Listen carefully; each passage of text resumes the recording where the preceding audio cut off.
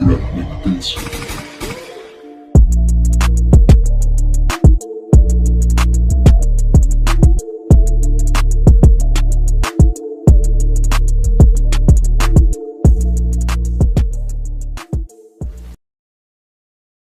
Bajaj NS 400cc. Yes guys, tama nga po kayo nang narinig. Alam naman natin guys na dito sa Pilipinas is meron na nga pong NS 200cc. Ito nga po guys is isa nga pong napaka-solid na naked bike na available na dito sa Pilipinas. Pero ang kanya nga pong engine displacement is nasa 200cc lamang. At ang motorcycle na to guys is nagmula nga po sa Bajaj. Itong ang Bajaj guys is nagmula naman po sa bansang India. Ibig sabihin guys, India bike nga po ang motorcycle na yan. Bakit Kaboy Kawasaki ang nakalagay sa kanya dito sa Pilipinas? Well, si Kawasaki nga po ang tumulong kay Bajaj para nga po mai-market dito sa Pilipinas ang kanilang mga motor. Kaya masasabi din natin guys na may kalidad po ang Bajaj sa mga motorcycle na nilalabas nila dahil hindi nga po magtitiwala ang isang malaking company brand para nga po i-market dito sa Pilipinas at ipapakilala nga po nila gamit ang kanilang company name. Dito sa Pilipinas guys, meron na nga pong 400cc na available na nga po si Bajaj at inilabas nga rin po yan dito ni Kawasaki, yung Dominar 400cc. Nakitang-kita nga po natin guys na madami nga po sa ating mga kababayan ang tumangkilik sa motorcycle na ito kasi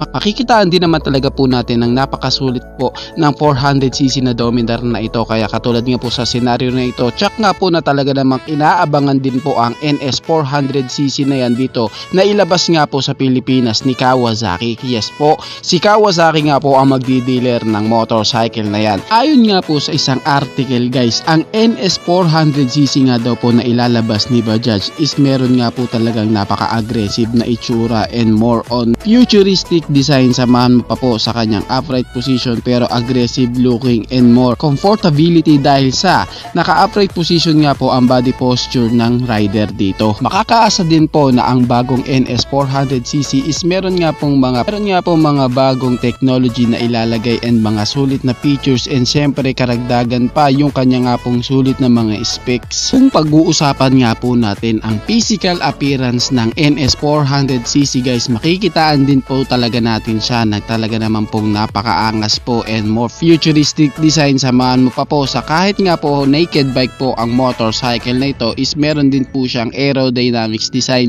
Maaangas ang kanya nga pong mga cuts ng kanyang fairings and meron nga pong bulky body shape sa harapan na samantalang sa likuran naman po is meron nga pong tail part na slim na talagang karagdagang futuristic design. Syempre alam naman natin guys na sa panahon natin sa ngayon ang mga bago nga pong mga modelo ng motorcycle is patusok na nga po ang mga tail part nito. Isinunod na nga rin po ni Bajaj ang tail part ng NS 400 sa mga bagong motorcycle na lumalabas ng mga ibang brand. Kaya makikipagsabahin din po talaga ang NS 400cc sa ibang mga motorcycle naked bike ng ibang motorcycle brand. Ngayon guys, pag-usapan naman po natin kung ano nga ba ang dapat nating abangan sa bagong NS 400cc ni Bajaj na ilalabas nga po na sure na ilalabas. Pagdating nga guys sa kanyang engine displacement, makakaasa nga po tayo na meron nga po itong 373.2 cubic centimeter engine displacement. Ha? 373.2 cubic centimeter engine displacement lang? Paano mo nasabing 400cc yan? Well, alam nyo ba guys na dito sa Pilipinas is meron pong mga lumalabas na 400cc na hindi po talaga accurate ang engine displacement nila na 400 cubic centimeter engine displacement. Bali sa papel lamang po ginagawang 400cc ito. Kaya po nagkakaroon ng karagdagang kaukulang price range ang isang motorcycle na nasa 400cc ang engine displacement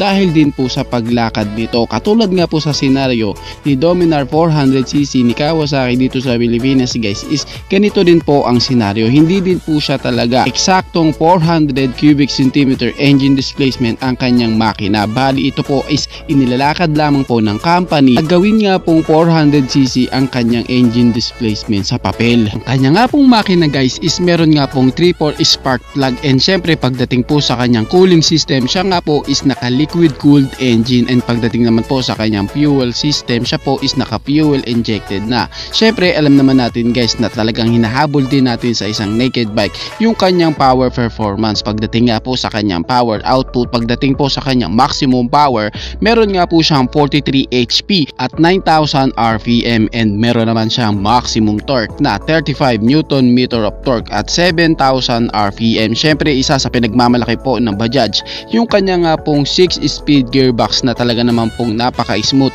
Samahan mo pa sa specs na meron nga po siyang sleeper clutch. Alam naman natin guys na ang sleeper clutch is kailangan talaga, lalo na sa mga malalaking engine displacement. Ang sleeper clutch nga po ang tumutulong para nga po mapanatili niyang stable pa rin ang rear tire mo kahit mag hard downshift ka, and syempre siya po is nakakatulong para nga po mapanatili niyang stable and makatulong din po na maprotektahan ang gearing mo and more comfortability dahil nga po sa malambot nga po ang kanyang clutch lever. At kahit nga po guys nasa 400cc nga po ang kanyang engine displacement, alam nyo ba guys na makakaasa pa rin kayong meron siyang matipid na gas consumption dahil sa naka single cylinder nga po ang motorcycle na ito. Makakaasa kang matipid nga po ito sa kanyang gas consumption. Kumukonsumo nga lang po ang kanyang gas consumption ng 30 km per liter.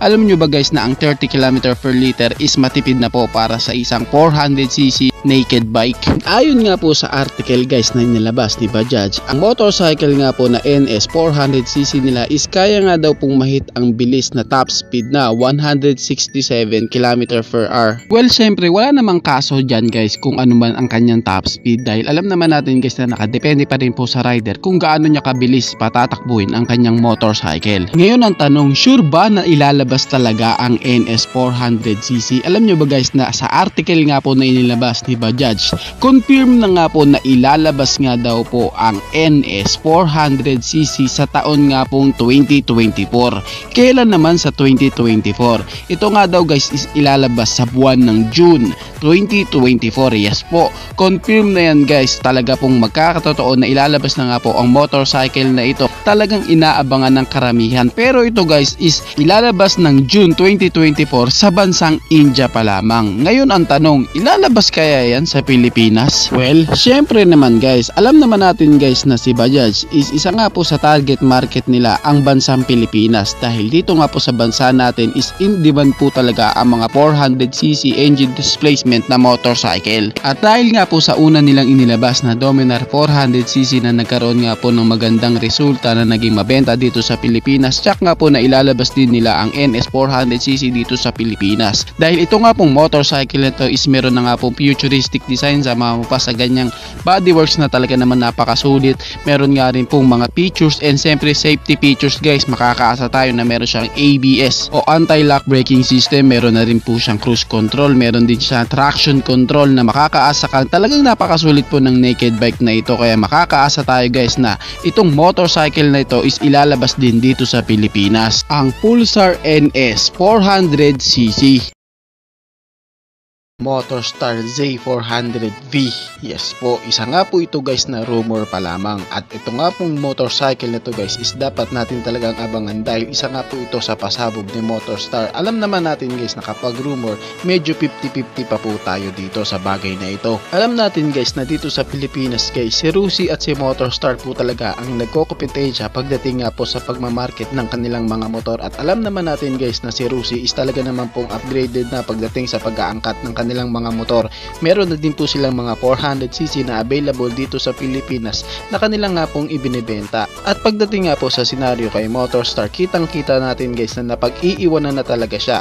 Sa una nga pong senaryo pa kinalaman sa 400cc kung sinong unang naglabas dito sa ating bansa, makikita natin guys na nangingibabaw talaga dyan si Motorstar. Si Motorstar nga po ang unang naglabas sa dalawang brand na ito dito sa Pilipinas ng 400cc. Ito nga pong Cafe 400cc. At ngayon nga pong 2023 guys, talagang kitang-kitang na pag-iiwanan na po ang brand na Motorstar ni Rusi. Kasi si Rusi guys is marami na din talagang inilabas na mga bagong motor, pero kapansin-pansin guys na si Motorstar is sa mga small engine displacement lang sila naglalabas. Pero ngayon nga guys is meron nga pong kumakalat na isang rumor na maglalabas nga daw po si Motorstar ng isang 400cc na talaga naman pong napakaangas ng itsura nito. Ito nga guys is talagang kaabang-abang kasi guys tunog-tunugan nga daw po na ang motor na ito is meron nga pong futuristic na disenyo. Sabi nga po sa ilang pang chismis marites guys, sasabay na din daw po ang power output ng kanilang inaabangan na motor ni Motorstar dito na naked bike sa mga katunggalingan niya sa ibang motorcycle brand. Alam naman natin guys na ang dalawang motorcycle brand na ito na si Motorstar at si Rusi is medyo talagang malihim pagdating sa kanilang mga motor na ilalabas dito sa Pilipinas. Yung tipong malalaman mo na lang is naandito na, kumbaga walang man lang teaser. Kaya may kinalaman sa kanyang specs, features and price guys, wala pa po tayong idea dyan. Ito nga pong video na to guys is binabanggit ko lamang po sa inyo na meron tayong dapat abangan kay Motorstar na bagong motor at eto nga daw pong si Z400V. At dahil nga po sa chismis marites guys na sinasabi na futuristic disenyo din daw po ang motorcycle nito at sasabay din sa ibang motorcycle na 400cc na Street Fighter design na naked bike, makikitaan din natin yun guys ng sure na inverted fork sa kanyang suspension, na meron din pong suspension na monoshock sa kanyang suspension, and I think guys na pagdating sa kanyang braking system siguradong upgraded na din ito na meron na din pong features na ABS o anti-lock braking system katulad nga po sa Rusi Classic 400cc ni Rusi dito sa Pilipinas, at yung isa nga po na bago ni Rusi dito yung Rusi Cyclone 400S. Bilang paglilinaw nga pala guys, ang ginamit ko nga po na motorcycle sa thumbnail is hindi po ito yung itsura na dapat nating abangan kay Motorstar na Z400V. Ginawa ko lang po o ginamit ko lang po ang motorcycle nito dahil so wala pa pong actual photo ng motorcycle na iyon. Kapansin-pansin guys na agad ko nga pong ginawan ng video ang about sa 400cc na ito kasi kitang-kita din naman natin guys sa senaryo ni Rusi Cyclone 400S na biglaan na nga lang pong dumating yan dito sa Pilipinas. Yung tipong wala man lang tayong kahit hint, yung tipong alam lang natin na meron demo unit dito, pero ito nga pong motor na to guys is meron nga pong nagtimbre sa akin o isang source na talagang mapapaniwalaan na meron nga po daw na ilalabas si Motorstar na bagong 400cc na kanila nga pong iniluluto, yung tipong binabalak ilabas dito sa Pilipinas. Pero ganun pa man guys, ang Motorstar Z400V is isa pa lamang pong rumor, kung tipong nasa 50-50 stage pa po tayo pwedeng lumabas dito o iangkat ni Motorstar, or pwede din kung hindi. Kaya may kinalaman nga po sa update, may kinalaman sa motorcycle nito guys, agad ko din po kayong sasabihan, at syempre more on tututukan ko talaga to guys para ma-update kayo kung ano-ano ang mga mangyayari tungkol nga po sa 400cc na ito. Madami nga po tayong dapat abangan sa 400cc na ito, katulad lang po ng kanyang itsura, kung ano nga ba o kung talagang nga pang napaka-unique and futuristic design nito, yung kanyang nga pong engine specs, yung kanyang power output, yung kanyang magagandang materials na ginamit, and meron ba itong magandang aerodynamics design, at kung ang kanya nga pong presyo is abot kaya din pang masa. Yan ang ating aabangan. Sa ngayon guys, ito lamang po muna ang aking mababanggit sa inyo na meron nga po tayong isang rumor na kumakalat na meron nga daw pong ilalabas si Motorstar na 400cc naked bike. Yan ang sama-sama nating aabangan. Kaya kung gusto mo pong update may kinalaman sa motor na ito, make sure guys na nakasubscribe ka sa channel na ito para hindi ka mahuli sa update may kinalaman nga sa motorcycle na ito, ang Motorstar Z400V. Isahan natin sa kanyang physical appearance. Bakit masasabi kong sulit ang motor na to? Yes po, kita naman talaga na sobrang unique ng kanyang disenyo, lalo na sa kanyang single-sided swing arm na kadalasang makikita ang mga ganyang concept sa mga naked bike ni MB Agusta. Syempre kung usapang looks, kita naman sa kanyang headlight na mas lalong aggressive looking na para bang nakasakay ka sa napaka-bulky na lobo. Idagdag mo pa ang kanyang twin piece all LED lights na kapag nasa front view kita ang angas nito, and syempre isa sa magandang features nito is yung kanyang full color TFT display na kadalasan na talagang normal sa mga higher displacement engine ng mga motorsiklo na nilalabas ng mga brand na nagmula sa China. Ito pa ang isa sa maganda sa kanya, yung mas wide naked handlebar para mas lalong relax ang rider, and medyo mahaba para sa kanyang steering radius na di kahirap lalo na sa mga traffic situation. Yan pa lang yan guys ha. Syempre napakaganda at napakaangas ng motor na to. Asahan din natin na may maganda ding power output na ipapakita ito. Syempre sa kanyang engine specs. Meron itong 389cc engine displacement pero accurate siya na 400cc kaya legal na yan dito sa Pilipinas, no? Legal na yan sa expressway. Nilinaw ko lang guys kasi may iba kasi na sinasabing di pa din daw yan 400cc, gawa nga 300 something lang daw. Okay. Ang Asura 400 guys is naka liquid cooled and naka parallel twin at meron siyang 36 HP at merong maximum torque na 32 Nm of torque.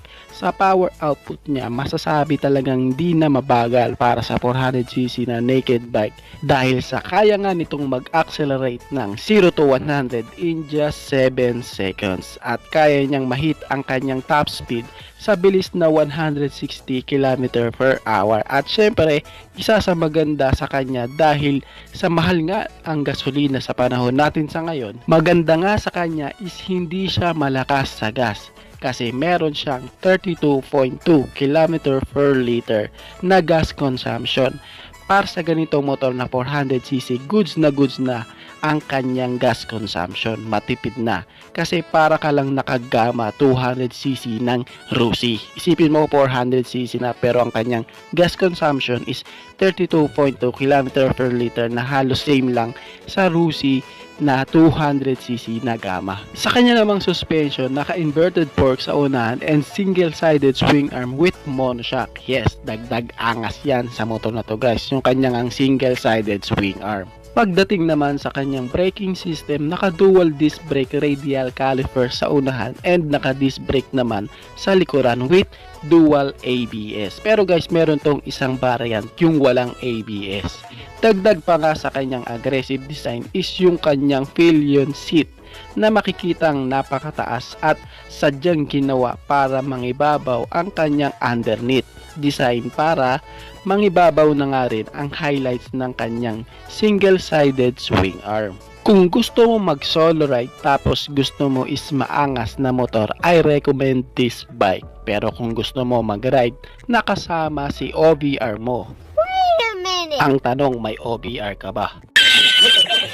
By the way, kung meron, sa tingin ko di ko mare-recommend ito, pero nakadepende pa din yan sa inyo.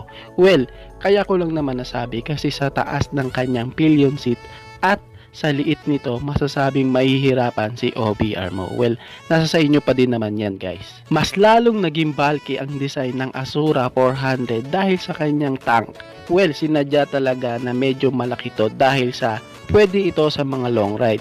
Kasi kahit malaki ang motor na to, relax naman ang body posture mo dito. And syempre, meron siyang fuel tank capacity na 16 liters. Magkano naman kaya ang presyo nito? Well, meron itong 2 variant. Tulad nga na nabanggit ko kanina. Yung high-end variant is nagkakahalaga ng 29,800 yuan. Na kung i-convert natin sa Philippine money, ito ay papalo sa presyo na 211,800 pesos. At doon naman sa isang variant, nagkakahalaga nga ito ng 27,800 yuan. Nasa kung sa Philippine money naman, ito ay papalo sa 196,989 pesos. Well, masasabi kong mura pa din siya guys kasi kung titignan kasi sa presyo ng naked bike na NK400, masasabing mas mataas pa din si NK. And doon din sa variant na nagkakahalaga lamang po ng 196,000, masasabing di din nagkakalayo ang presyo nito kay Dominar 400. Kaya masasabing sulit na sulit din ito sa kanyang presyo. Baka matanong mo, ano ba ang pinagkaiba ng dalawang variant na yan? Well, doon lang naman sa high-end variant is meron po siyang ABS. Pero doon sa ordinary, sad to say, is wala po siyang ABS. Well guys, no, about nga pala sa kanyang price, Syempre, estimated price pa lang yan guys. And syempre, asahan natin na di nalalayo ang real price niyan sa kanyang estimated price na binanggit ko dito sa video na ito. Kaya malamang na malapit lang din ang real price ng motorsiklo na yan pag lumabas na dito sa Pilipinas. And yes, napag-usapan na rin ang tanong, ilalabas pa yan sa Pilipinas? Yes po, malaki ang posibilidad na ilabas yan ni Motorstrada dito sa bansa. Kapag nga po naangkat na nila ang bike na to, paniguradong lalabas na yan dito sa Pilipinas. I think if makuha ito ni Motorstrada ang Asura 400, di nalalayo ang real price niyan sa ibang naked bike na binibenta ni Motorstrada dito sa ating motorcycle market sa Pilipinas. Napakaangas nga talaga ng Asura 400. Sa murang halaga, meron ka ng Street Fighter naked bike. If ilalabas yan dito sa Pinas, guys, sulit kaya na mag-avail nito? Paki-comment naman ang inyong reaksyon, guys, dyan sa comment section at atin yan isa-isahin babasahin. Bago matapos ang video na to guys, baka pwede naman na pahingi ng isang like mula sa inyo. Maraming salamat po. Sa tingin ko guys is dito ko na lamang po tatapusin ang ating vlog. I hope na nag-enjoy kayo sa aking hinandang video para sa inyo. Pinasisigla ko rin kayo guys na i-subscribe ang aking YouTube channel. I-click mo na din ang notification bell para ma-update kayo sa mga susunod na aking i-upload. Maraming salamat po. So guys, dito ko na lamang po tatapusin guys. Ichiboy. Thank you!